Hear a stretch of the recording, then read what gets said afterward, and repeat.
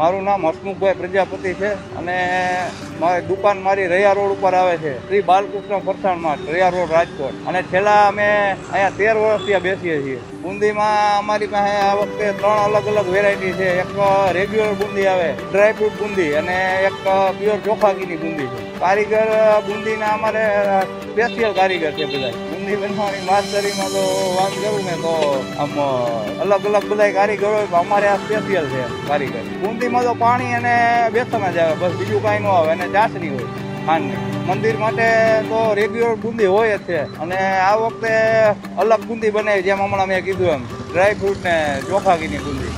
આજુબાજુના મંદિર છે, પછી રોડ ઉપર આજુબાજુની સોસાયટી છે, ગામડાવાળા, એ બધી ગરાકી હોય અમારે. તેલમાં ભાવ વધારામાં તો એવું છે કે આ વખતે કાંઈ ભાવ વધ્યો છે તેલમાં, 300-400 રૂપિયા ડબ્બે વધી ગયા છે. તો અમે કાંઈ હનુમાન જયંતિ આવતી હતી એટલે ગ્રાહકને ફાયદો થાય એના હિસાબે અમે કાંઈ ભાવ વધાર્યો છે નહીં.